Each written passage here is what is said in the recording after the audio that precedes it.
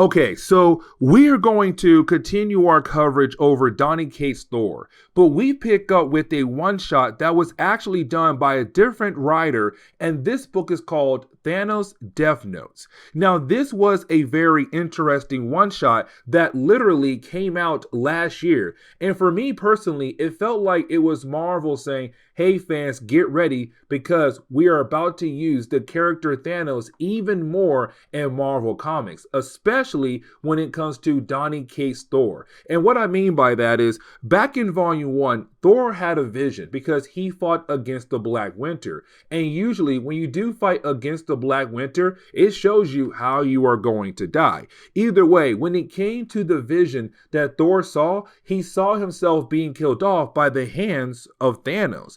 And so ever since Volume 1, it's been Thor trying to find a way to stay alive, to prevent his death.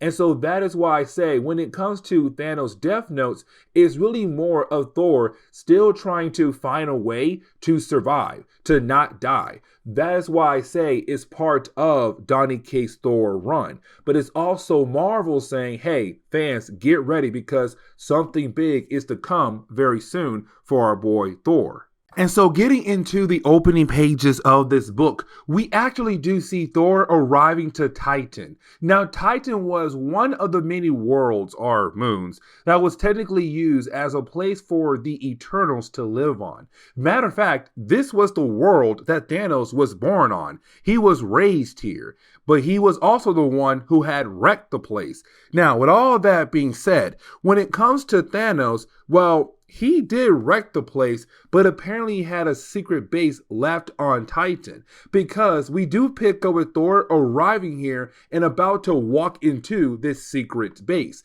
Now, before he does that, he is confronted by Death. Now, when it comes to Death, she technically does represent death across the board for the entire universe. But the thing is, Thanos used to love her. He always tried his best to please her. But the thing is, the reason why Thor is here is to find out is Thanos truthfully dead or not. Now, with that being said, though, he does ask Death that one question. Hey, is Thanos dead? And honestly, she does not answer that question at all. Instead, what she does is kind of leave the idea of Thanos could be dead or could be alive out there in the open for anybody try to solve, like Thor. And so that's going to be Thor's mission to figure out, is Thanos truthfully dead or not?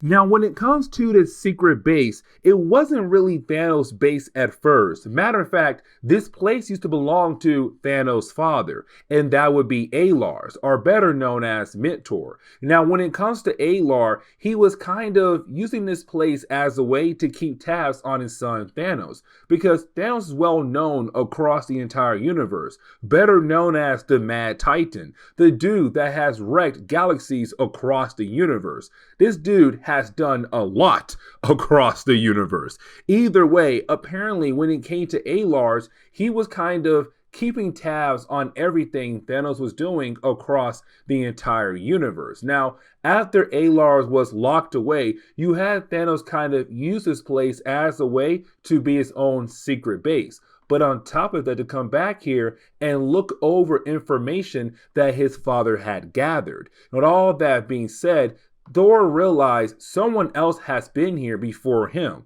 and he realized it wasn't Thanos, but they were also looking for some kind of information. And so this is Thor saying, let me go ahead and dive into the different files to see if I'm able to learn more about Thanos, but to also figure out who was here and what were they looking for.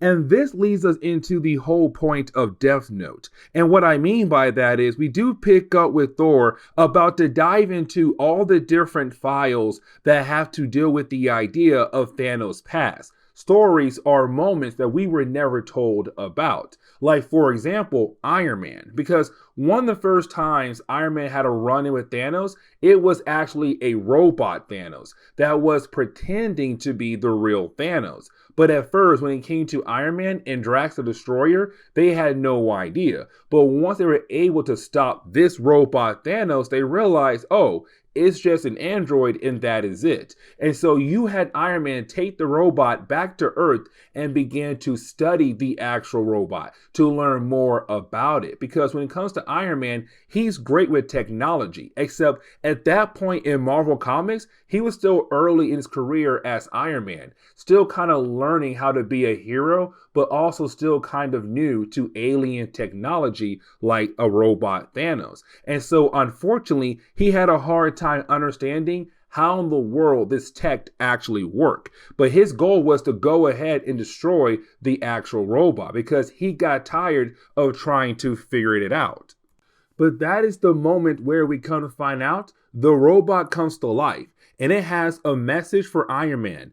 Do not destroy this robot. Now, this message comes from Thanos, but apparently from the future. And what I mean by that is you had a robot say that Thanos is actually the ruler of time and space in the future. That this moment right here is only a reflection to a past version of the main Marvel universe that Thanos is currently studying to make sure that in the future he does become the ruler of time and space. And so when it comes to the robot Thanos, he's telling Iron Man, do not destroy me. This message comes from my creator, the real Thanos. If you do that, he is going to torture you until the end of time. And so if you rather not be tortured, you better go ahead and not try to kill me off.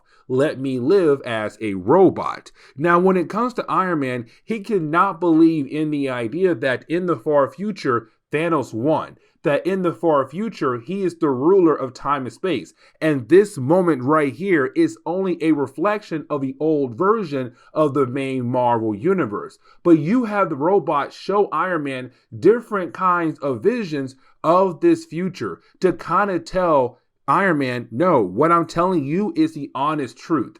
Now, the story kind of ends on that note right there. But apparently, this was an actual moment in Iron Man's time, in Marvel's timeline. And that right there kind of shows why Iron Man is somewhat scared of Thanos for different reasons. But that is the moment where we actually pick up with Lady Death. Now, when it comes to Death, she is a cosmic being. What I mean by that is, when the universe was born, so was she. She has a twin, Eternity, but when it comes to her, she represents death because death is so important when it comes to the life cycle of the universe or for any kind of being across the universe. And so with that being said, when it comes to your death, it's because of her. Now, all that being said, Thanos has always been trying to impress her by trying to kill off people or kill off a wave of people in different kinds of ways because he wants to die to be with her. He loves death so much. Now, when it comes to death, sometimes she does appear as a lady and sometimes she appears as a skeleton.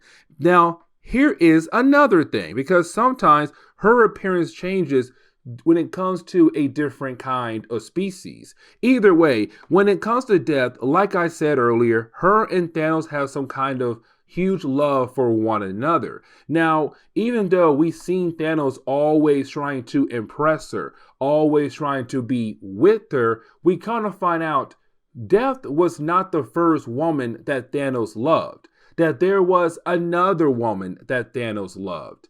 And that would be a new character that was created for this particular book.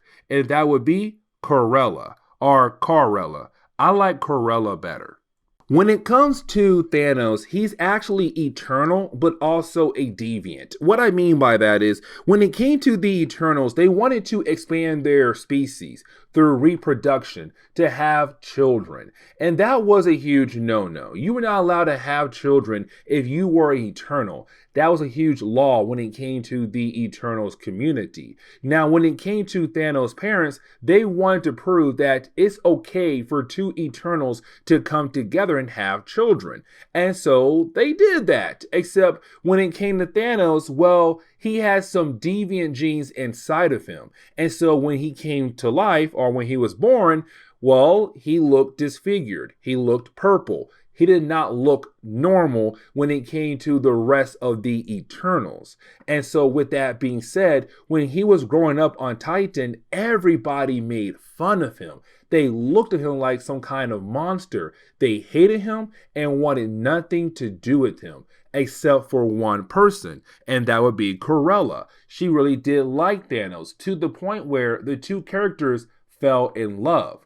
But here comes the problem though. Her family did not like Thanos because the way he looked, because who he was. He was eternal, but he also was a deviant. And Eternals, at that point in time, hated deviants with a passion.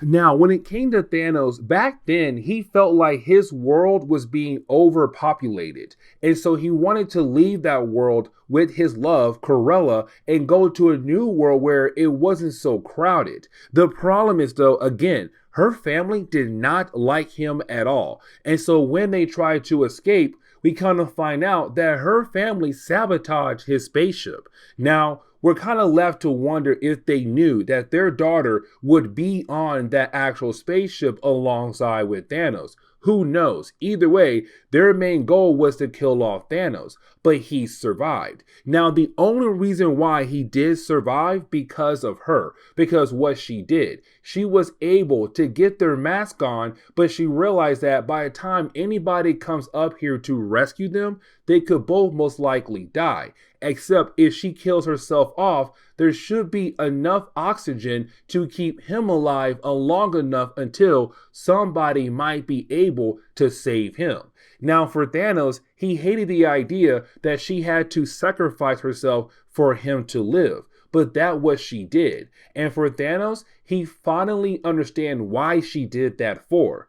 Because she truly loved him. And this leads into Death kind of giving a lesson to us as the readers, but also to Thanos. Now, I'm not saying an actual lesson, but what she kind of says why she is around, because she is Death, and Death is so important when it comes to the entire universe. Without Death, well, when it comes to a forest, for example, if you have too many lives in that forest, it will become overcrowded, and sooner or later, everybody is going to die at once when it comes to that particular forest. But if Death is around like it should be in a perfectly balanced universe, then some of those people are going to die to make room for new people to come into that forest. And that's her point right there, because when it comes to Death, it's really important because it has to make room for new life to come in different areas across the world. But without Death, worlds, universes are going to be overcrowded. It's the same thing without life, because if you only have Death, then you don't have anything new being made in the universe. And so she brings that whole entire lesson back to Thanos, saying that when it came to Cruella, she died for you so that you are able to live on.